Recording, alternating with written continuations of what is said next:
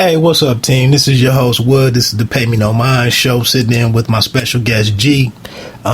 This is a part 2. I just, being at this game for a minute, you kind of get an idea of what's not good for listeners and then what is good. So I felt like that first segment of this delved into the world of beer a little better. We did give you some sports and some entertainment, so we hope you check that one, press play on it. But I did have some other items that we wanted to get to, so I just thought the best thing to do would be able to create a part 2 so that we actually get some people to listen to the entire episode. And you can find me on Twitter at _E_pluribus_wood. You can find G at Greg RAPS. That's realize anything's possible. So, like I said, we just finished up a pretty good discussion on beers, relating that to hip hop. We dropped some Rakim on you for anybody out there that's a big fan of older school hip hop or the golden age. Right now, we're getting ready to jump into Showtime's Ray Donovan. Actually, the new Ray Donovan comes on tonight. What is this? The 5th episode, maybe, of this year's season? 5th or maybe 4th? I think it's the 4th. 4th. I'm cool with Ray Donovan. What drew me into Ray Donovan before it started was the trailer, and it looks legit. It's shot very well. It's in a great city, being based in LA. It's not a lot of big time stars on the show, but Liev Schreiber is doing well as Ray Donovan. John Voight is in it, who's kind of an interesting antagonist. Wendell Pierce is there. That's what we just mentioned it before we went on air. I just don't know what the hell Ray Donovan is, but I keep tuning in hoping that it's going to define itself. Yeah, I guess for people who maybe aren't familiar with it, the whole premise, or what I believe the premise is supposed to be for this show, is that Ray Donovan is a fixer. A fixer. He is who people in power or with high financial acumen reach out to when they have something that they can't take care of themselves. So there's episodes where, like the first season, one of the first episodes was a high profile music star, and he got caught with a girl who had OD'd on cocaine in his bedroom, and he had a wife that was getting ready to come home. And so he called Ray, and Ray cleans up this whole thing, gets rid of the body, makes it look like she was at a party somewhere. They fix. So he has a team. He's got basically the muscle, this guy named Avi, and then he's got a female character who basically does all his social media and entertainment, like whatever they need to put. I think she handles some of his surveillance equipment stuff too. Yeah. Okay, I will say that's been one of the most gangster lines in the whole series is when I think this year's new character is Ian McShane from Deadwood. Yeah. He asked Ray, "What do you do?" And he said, "I changed the story." Yeah. And I'm like, you damn right you do, because I don't know what the hell I'm watching. Is it a family show? Is it organized crime? Is it... Yeah, it's very interesting. Like, Ray's definitely, there's no mafia. Like, they're a group of Irish kids that grew up like kind of roughing it. Like, right. They had to fight for stuff, and so now he had aligned himself with a very powerful person who had just an infinite seeming amount of wealth and assets, and paid Ray to go and do all this stuff. Right, to get him started. Yeah, but like he's killing people, he's maiming people. Like, The Bag of the Bat was one of the best episodes from the first season. Like, it's titled The Bag of the Bat. And okay. He literally he goes to, there's a guy that's stalking this female singer. Right. And he puts him in the trunk, pops him out, gets him in the bathroom, tosses him in a tub, and says, "Do you want the bag or the bat?" But that's the funny thing here, is that he's amoral at times, but then he has this code that he doesn't go, afoul of. And it was just interesting. Last week, he was trying to fix this this San Diego football player, and the brother punched him like 3 times, and he did not handle his business with this brother. Ray Donovan only gets he only gets beat up when he allows himself to get beat up. Exactly. It's kind of like the most interesting from Dos Equis. But so, like I said, I'm enjoying the series, I will say, and I can kind of get my take in. My wife hasn't been a big fan of it, but I've continued to check it out. I will say that I thought it really hit its stride last year with the emergence of Cookie.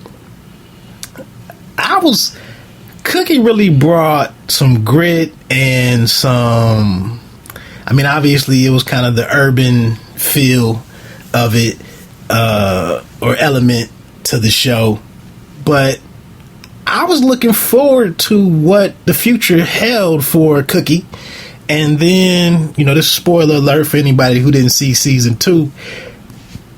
Over the course of about 3 to 4 episodes, Cookie rose to power, became a big antagonist, and then Ray took him and his crew out in about 3 to 4 episodes. And I was sitting here like, damn, I thought maybe that was going to be something that kind of fleshed out the Ray Donovan world, and now that's gone. So I don't know, man. I tuned in this year. A lot of things, because one thing that we still haven't been privy to, is it keeps dangling out here, is the Catholic Church, the priests, Bunchy, and even Ray. We learned last year that Ray was molested or sexually assaulted in some way. But I'm gonna say 2 things. Ray doesn't work a normal 9 to 5. He has a hot ride. He's riding around in a Mercedes. He's knocking attractive ladies off left and right. Constantly. He's living a life. I'm sitting here very quietly trying to watch this with my wife. I'm vicariously... You're living through that guy. Right, living through Ray. So maybe that's why I keep tuning in. But his business seems to be crushed at the moment. He was able to get his brother out of prison before he was killed. He still hates his dad. His dad, John Voight, Mickey. I don't know what's going on with him. I don't know what's going on with Mickey and Daryl, which is Pooch Hogg. So, bring all this together for us as best as you can. Well, okay. So, as far as Ray's job and what he's doing now, I think that's probably, at this point, my biggest problem with the direction that the show is taking.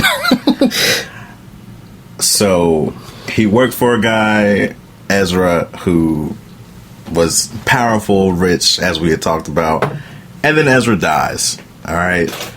Only for literally in the span of, I believe, 2 episodes, him to now indebt himself to another very powerful man who has the exact same structure, the exact same power net, and now you're going to be doing the exact same things for this guy. He seems colder, though.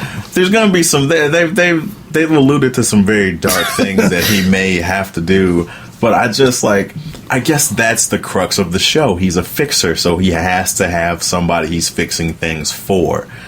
I just feel like, man, that is regurgitated. Like that's the exact same premise from the first couple seasons. Now let me ask you this: one thing that I felt like I noticed in The Wire. Did you watch The Wire?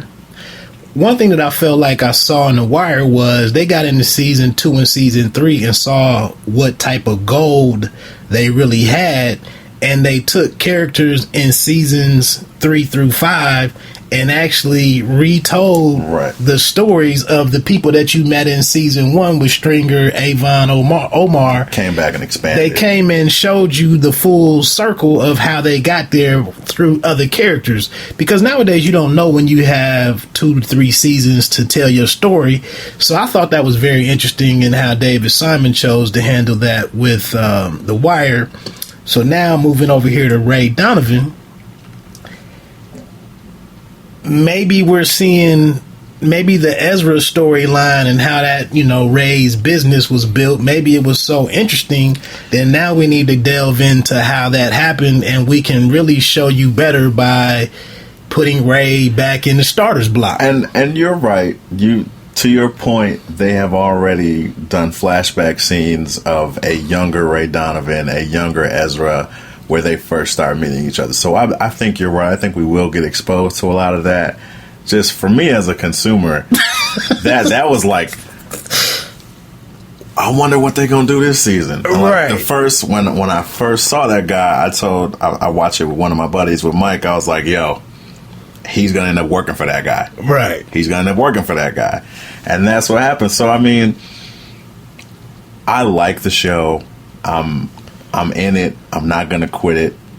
And I do think that it, as you said, it's escapism on a certain level.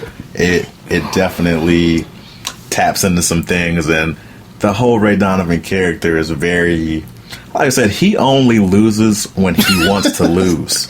And it's almost like he has to punish himself. I need to bridle myself a little bit. Let me take an ass whipping. Yeah.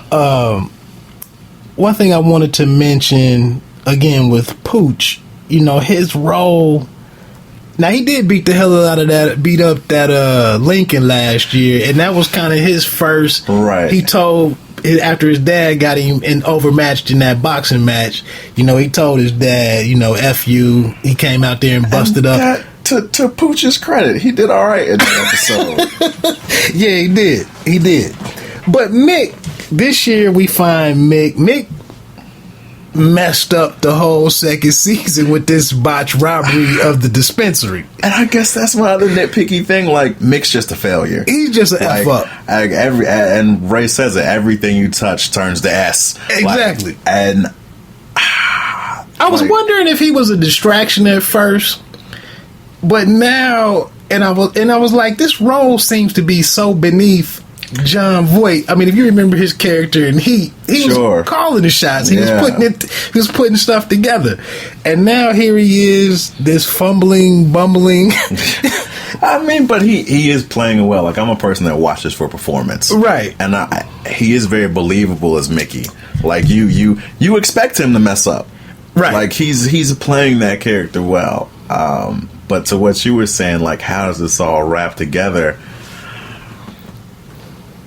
Mickey is old, and he's quote-unquote old school. So as soon, spoiler alert if you're not up to date, but as soon as they introduced that he was living at a motel where somebody else had effective prostitutes or hookers, I knew he was going to get his hands in that. Like, that just had him all over it. But the scary thing is Mickey is in a leadership position. It's a very shaky operation.